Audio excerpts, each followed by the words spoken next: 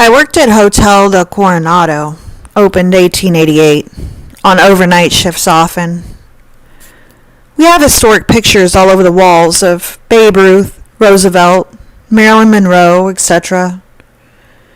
My overnight manager kept a tiny red notebook next to him every shift.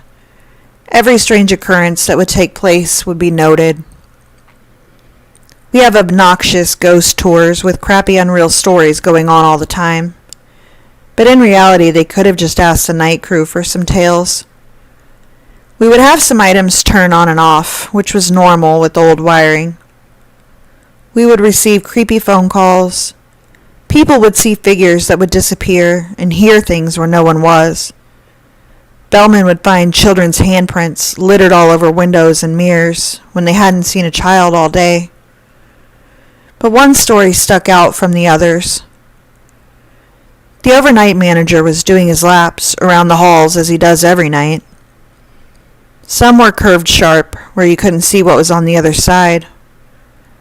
It was around 3 a.m., of course, when a hooded dark figure darted far ahead across his path. He shouted and scurried quickly. He turned the tight corner to find an empty hallway and a room door. No sign, it was just open. My manager sat puzzled, thinking of how he had never entered that room, and was curious of the layout of it. In hospitality, you must be able to describe every inch of the rooms. He wandered back to his office and scrolled through the room numbers. Finally stumbled onto the one from earlier. There he sat in shock at what he found in the room's snapshots.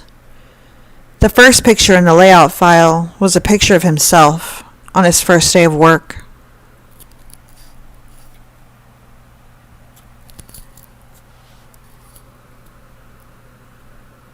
I've recently tried to discuss this story with my boyfriend, but I don't feel any relief about what happened to me in high school.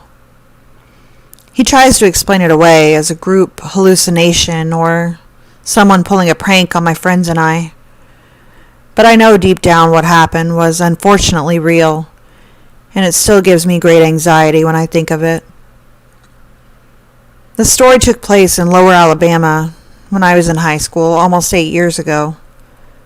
But I still remember every detail like it happened moments ago. 3 friends and I were making the trip to our other friend's house, way out in the boondocks, probably 30 minutes outside of any nearby city or town.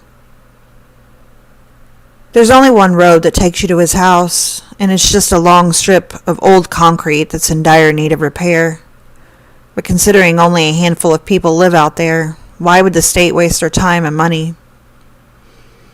On both sides of the road, it's just dense forest that creeps to the edge of the road sometimes, hardly nowhere to pull off, and absolutely no street lights. We were in my friend's brand new Red Mustang that he got for his birthday, and he was proud to drive us all around wherever we wanted to go. It was him, we'll call him Jamie, driving. My friend, we'll call him Dave, in the passenger seat. And myself and my other friend, we'll call her Mary, crammed in the back seat among his giant sound system. No seat belts, just half standing, half sitting in the floorboards. It was very uncomfortable, and the rattling of the music shook my entire body, but I was just happy one of us had a vehicle to take us to our buddy's house. We turned onto the long strip of road that would take us there, and was very disappointed that there was another car not too far ahead of us, which meant Jamie couldn't show off how fast his new car could go. Although there's no crazy turns or curves in the road, its solid white line the whole way because of the endless hills made it impossible to pass anyone. We accepted that we'd have to go the speed limit, and Jamie finally turned the music down so he could talk shit about the tiny red Toyota that we'd been staring at the back of for about half an hour.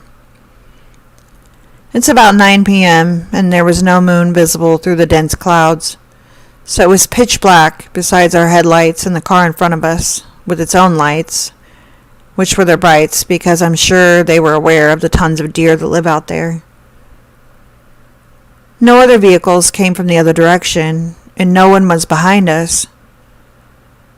We drove for only about 10 minutes, cutting up and hardly paying attention to the road, since we knew where we were going. Suddenly, the car in front of us slams on its brakes, skidding their tires, stopping in the middle of the road. Jamie wasn't following too closely, so we didn't have to do the same, but we came to a slow stop, maybe 15 feet behind them.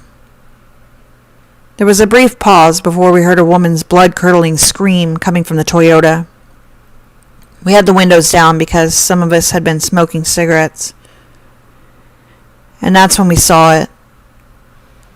We had stopped on a declining hill, so we could see in front of the Toyota. And what we saw, I'll never be able to forget. It was some kind of humanoid-looking creature, standing on all fours, but the arch of its back was taller than the little Toyota. The only thing that made it humanoid was its hairless skin, but it was very pale, almost gray, very wrinkly, and its limbs were impossibly long. Its forearm was longer than any human's entire arm. The legs, fingers, arms, neck, everything looked like stretched taffy, and we could see all of its bones through its skin, especially the backbones that were almost spike-like because they jutted out so much. It wasn't facing us, just stopped mid-stride in the middle of the road, facing the right side of the forest. It had backward-facing knees like a bird's legs, no tail, but still had the posture of some kind of animal. I hope to God it was an animal, but there was no animal in Alabama that would be taller than a car on all fours. And like I said, it had human-like skin, hands, feet, and its head was like a human skull. No one in our car said a word, and Jamie instinctively hit the lock button for the doors, though our windows were still down, and the woman in the Toyota was still screaming bloody murder. For a moment, I remember telling myself it was just some kind of fucked up prank, a weird art sculpture or something, because it wasn't moving at all. But then those thoughts quickly dissipated when the thing cocked its head in our direction. Its face was just as terrible as the rest of its body, pale and wrinkly, just an indentation for a nose, tiny black holes for eyes, no ears, and an impossibly large red-stained mouth that formed into a wicked smile, showing its multiple rows of pointed teeth. The woman's scream grew terribly louder at that moment, and the thing seemed to finally be almost startled by it, turning its head back toward the forest, taking only about 2 giant, fluid, animal-like steps, and disappearing into the woods on our right without any sound.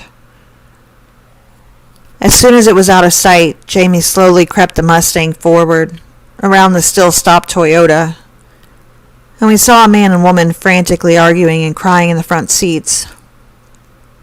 When we got in front of them, the man put the Toyota in reverse and went a bit off-road to turn around, and then floors it in the direction we came from. Apparently, where they were headed wasn't important enough. I almost thought we should do the same, but I couldn't get myself to make a sound, let alone a word or sentence. Jamie went only about 5 miles over the speed limit as he rolled the windows up, and no one said a word for the rest of the 20-minute drive. When we finally got to our friend's house, he was waiting outside for us, waving as we pulled in the little dirt driveway. All 4 of us scrambled out, pushing past him to get inside the house. I remember him saying something like, "Whoa, looks like you guys saw a ghost or something." Dave turns to him with the most serious face and says, "Or something, yeah." We got inside, and part of me was still thinking it was some sort of hallucination, even though we hadn't drank or smoked that day at all. So being the artist of the group, I asked our friend for paper and pencils. Without question, he retrieved them, and while sitting in his living room, I suggested that we all should try to draw exactly what we saw before we try to discuss anything. Sure enough, each of us drew the exact same creature and showed it to our friend before explaining the full story.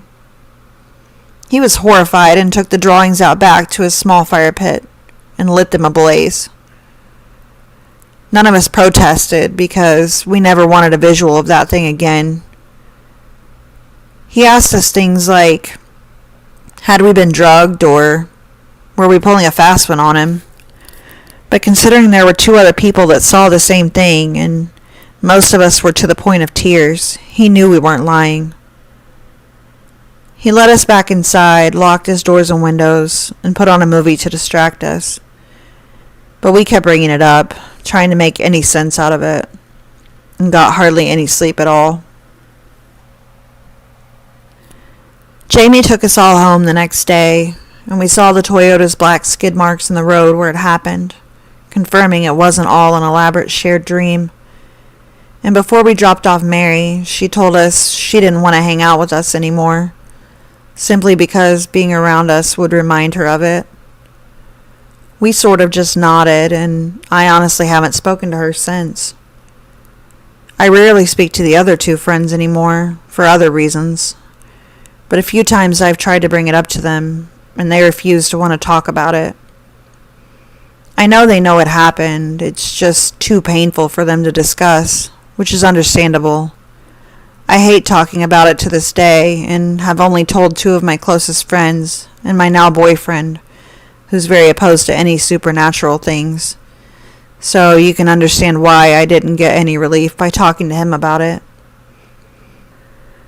I never really believed in those sorts of things either before that incident. But it's definitely changed my perspective a bit.